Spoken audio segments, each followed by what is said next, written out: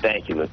How is the CPAC convention in Washington, D.C. playing outside the Beltway? Joining me now is Bush 43 White House veteran Pete Seat, who's also the communications director for the Indiana Republican Party, where there's a tough Republican Senate primary race going on. But let's start out first, Pete. What I was talking about with Jamie is you obviously know presidential politics. You know what this base wants. The Bush operation was very talented in getting these folks to turn out. Can Mitt Romney do that with his speech today, or is it still going to take a matter of months where they say, hey, anybody but Obama? Look, you cannot underestimate the importance of those three speeches today. The folks that are at CPAC will go back home to their states, Arizona, Michigan, later states like Indiana, and share their experiences with their friends and neighbors about what. And of course, people will be watching these speeches on television as well.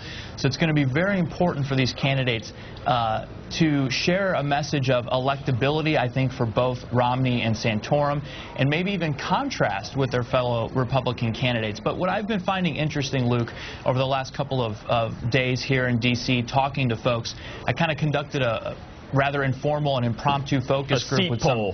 Right. Yeah, a seat poll last night with some college students from my alma mater, the University of Arizona. They're voting in 2 weeks. And nearly every single one of them, it's not, if they're voting for Gingrich or Ron Paul or Rick Santorum, it wasn't an anti-Romney vote. It was a pro-Gingrich vote, a pro-Santorum vote. They are voting for these guys because they like what they bring to the table. And I think that's kind of where it's upending conventional wisdom a little bit in that regards. So people are sticking true to their beliefs even when there's a chance of how well they could play in the general. Yeah, and, you know, a Washington Post ABC poll, I think last week, also kind of buried the fact that 3/4 of the people polled were affirmative for their candidate of choice. And this whole idea that it's anti-Romney, I think, it just misses the point. Now, Pete, in Indiana, there's a very interesting race going on right now. Richard Lugar, who's been a senator there for a number of decades, got hit with this attack from the DSCC.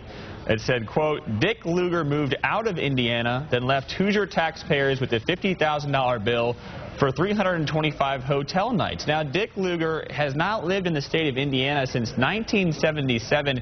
He's getting quite a run for his money from in the GOP primary from a Tea Party candidate. Is this emblematic of what's going on with Romney and Gingrich and Santorum right there in your own state? That you have an establishment guy who's getting hit not only by the Democrats but also from the Tea Party for not being authentic enough? Well, first, my official response to the DSCC is just to laugh. I mean, give me a break. These attacks just don't work, no matter who they're thrown at. But what we've learned in Indiana, and I think what you're going to learn in this presidential primary process as well, is primaries are good. They make candidates stronger. I worked for Dan Coates, former, now current U.S. Senator in the 2010 cycle, and having a competitive five-way primary made him a better general election candidate. They had to debate and defend and offer ideas on debate stages across the state, and it makes people stronger. And I think you saw that with Mitt Romney in those two Florida debates. I spoke to a guys at DSCC, and they say this is in Indiana. It could be another Sharon Angle in Nevada. It could be another Christine O'Donnell in Delaware. I'm blanking on the Tea Party candidate's name. And Manchuk, who is it? Richard Murdoch. Murdoch, okay. Yes. Could Richard Murdoch be a loss in Indiana, which is now trending red after being for Obama in 2008, because he's too far to the right for those Indiana voters, which like a guy like Dick Lugar who's reached across the aisle before? You know, Democrats are in such desperate straits in the state of Indiana that really the only race is the primary race. And that's why you see a lot of people jump into these, like the 5th Congressional District where Dan Burton just retired. A lot of people are getting in because the primary is the only race. President Obama is so unpopular in the state, and he was able to fool people with a blank slate in 2008. It's not going to happen again, and his coattails will bring down a lot of candidates in 2012. So you don't think the president has any chance of winning Indiana again? That was a one-and-done deal? Was it an anomaly in 2008? I think, and one and done is actually what we say about it. So I'm glad you used that. But yeah, look, he is unpopular. The stimulus didn't work.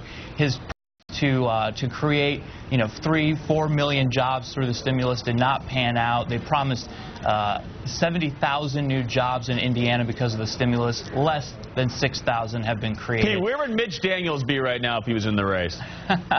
Well, obviously a little biased in that, Luke. I think he'd probably be leading the pack, and it's because of a results-oriented record that so he should have gotten in. He should have gotten in. And I think I've heard today, Mitt Romney is really going to start focusing on results and his record in Massachusetts and how he's taken conservative values and turned them into results, and I think that's a great path to take. Running against Teddy Kennedy and those conservative values in Massachusetts. It'll be interesting to see. Pete Seed, always a pleasure, man. Good to see you. Thank you, Luke. It's been another wild week in the race for president. Our Friday political panel will be here next to put it all in perspective. And a programming note for you this Sunday on NBC's Meet the Press. Jack Lew, the new White House Chief of Staff and presidential candidate Rick Santorum will be David Gregory's guest. Check your local listing. But first, the White House soup of the day. This one's really gnarly. Coconut crab. I haven't even heard of that. That's got to be some sort of Hawaiian dish there for the president in his home state. I wouldn't touch that with a 10-foot pole. But maybe you would. So if you're adventurous on a Friday, coconut crab. That just sounds gross. You're watching the Daily Rundown only on MSNBC.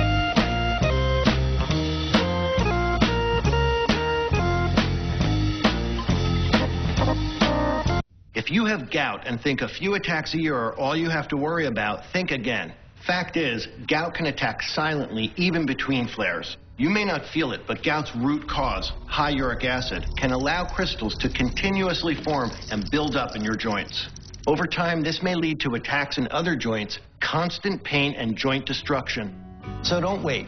Get more information at goutinfo.com.